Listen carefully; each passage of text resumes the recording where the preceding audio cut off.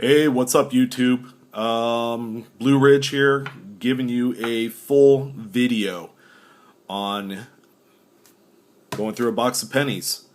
And I do this quite frequently. I usually go about, go through about $50 in pennies at least once a week. And I go through them, pull out the copper, and I also cherry pick varieties and wheat cents, anything that strikes my eye. Of course, I'm looking for that 69S double die, the one that could very well fetch 10, 20, $30,000, depending on what the grade. So before we get started, let's go ahead and talk about some of the tools that takes to be somewhat successful. I'm not saying if you have all the tools that you are or won't be successful, but it's going to help you out tremendously.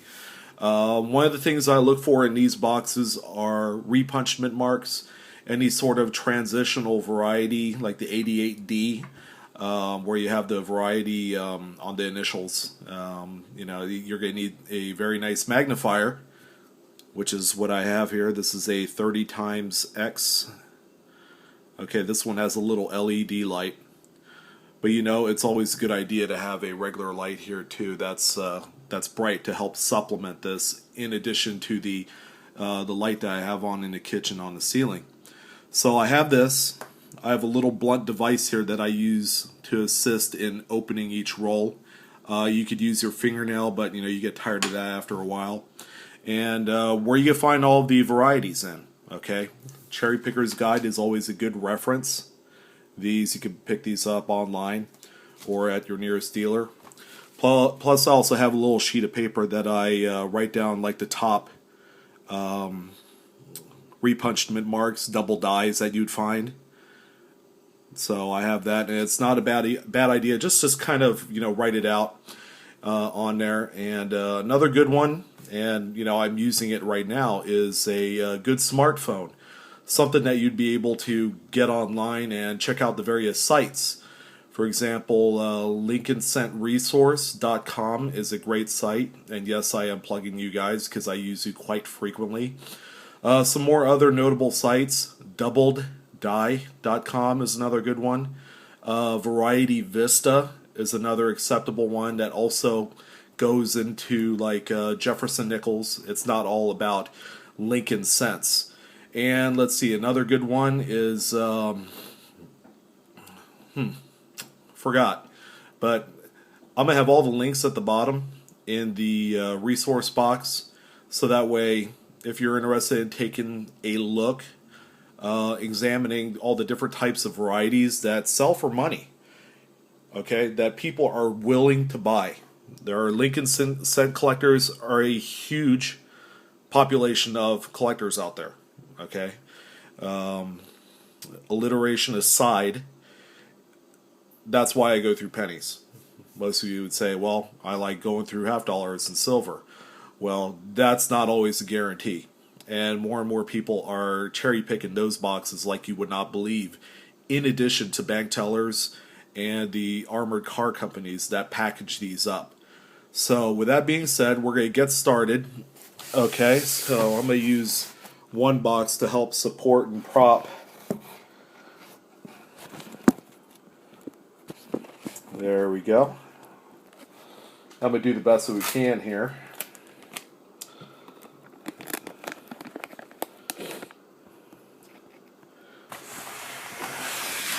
Alright, so here's the first box that I'm going to be opening up. I have the second box that I'll work on this evening. I'm going to get as far as maybe doing a third of the rolls, and then we'll cut to a break, and we'll do the next set. This video might very well go 15 minutes. Oh, I also have a clear vase that I put all the copper, and I set aside all of the wheat cents in a separate pile. For this type of box, it's not going to be a whole lot. I think the average is about 10 wheat cents. Because when people find those, they actually hold on to them. So I'm using this device right here, and you could use anything that doesn't have a sharp point because you don't want to damage the coins. And I simply pull up on the crimp like so. You have to excuse me, I got a little bit of allergy today. The weather's been so nice here in Cali. I think it got up to about 70 degrees today. And it's probably the very warmest. So I'm opening the roll.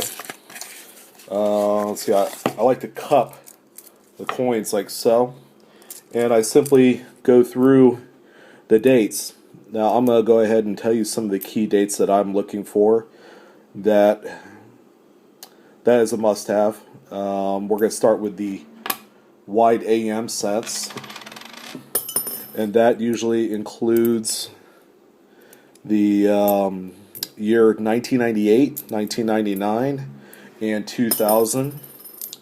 The jangling that you hear in the background, that's just me putting the copper into the vase, or vase, whatever, however you pronounce it. I pull aside the 1992D because I'm also looking for the wide AM in America. Actually, the close AM on these ones. Close AM. These coins sell for a ton of money. So I usually put aside the dates that has some sort of nice variety that I'm interested in. 1995 has a great double die in which I found several. So I'll get so far in the process here that I'll start to quiet up because I'm concentrating. And when something good comes along, I'm gonna let you guys know. All the zincs. See, here in the West Coast, we get a lot of D mint mark stuff. So, and what I have to do, I usually like to keep the Cherry Picker's Guide open. I can't use my phone, of course, to look at the sites I need to. So, the good news is, I know a lot about the dates already that I'm looking for. And let's see here. Oh, another good date to look out for is the 1984 doubled ear. You guys have probably heard of that one before. So those are definitely a keeper. Alright, so going through the rest of this roll here. I just push it through with my fingers. Comes out somewhat easy. I like to have a trash can nearby for the paper husks, the casings. Man, these ones are dirty. Oh, hello. Okay, I'm pulling aside a 1969D as we speak. There is a variety which I found a whole bunch of, and they could be worth a few bucks to 10, 20.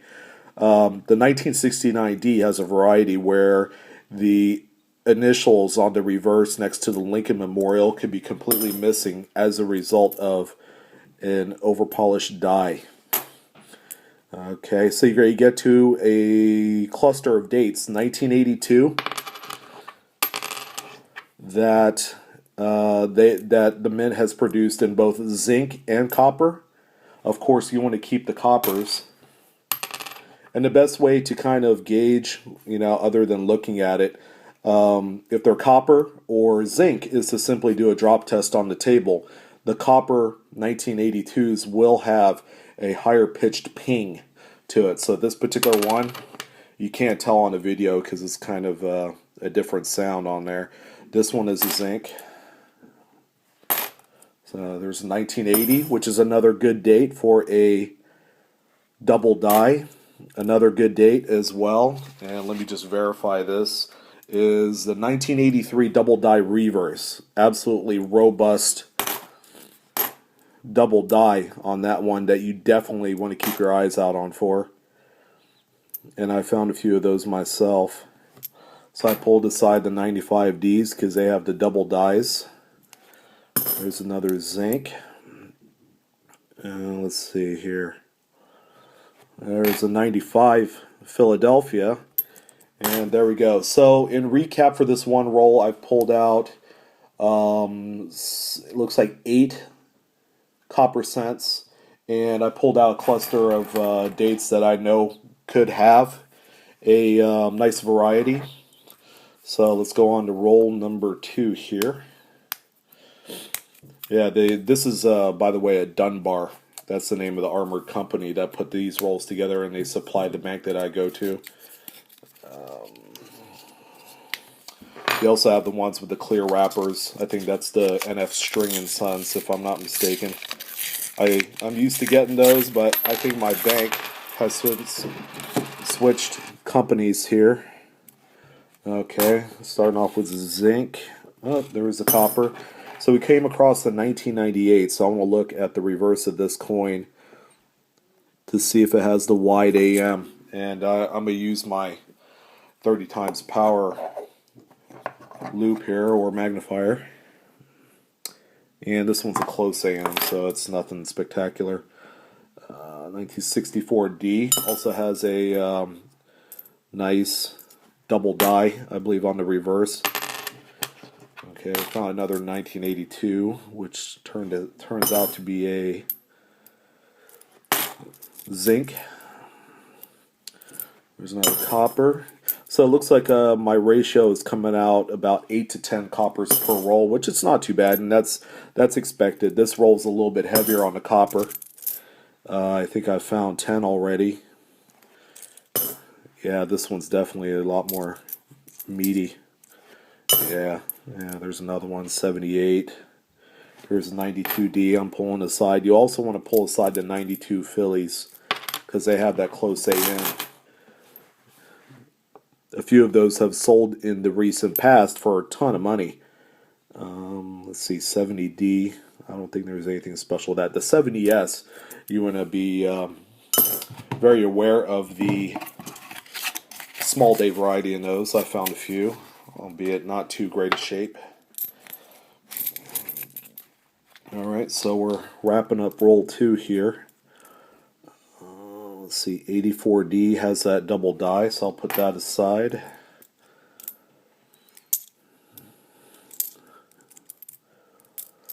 I think the most challenging thing to this whole ordeal is trying to come up with some excuse as to why you're withdrawing $50 or $100 in cents. And if you're the type of person that likes to go to multiple banks and have to keep saying the same thing, it gets kind of tiring.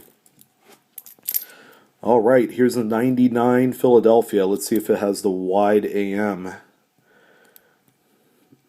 Man, it's in like BU shape, but it's dented. Oh, I hope it's not a wide AM. The 99 is the most rarest and the most sought after. Okay, I think for once I'm glad it was a cam, close AM. I'd feel bad if I got a wide AM, which typically those sell for a few $100. There's a 95D I'm going to put aside. Yeah. The much later dates, of course, the formative years. That's those years of cents that they've rehashed back in 2009. People do pick the there's some double die varieties out of there. Okay, so we're on to roll 3. I don't know how many rolls I'll go through, but this video is obviously going to go on for maybe 3 videos because it takes me a while to get through these.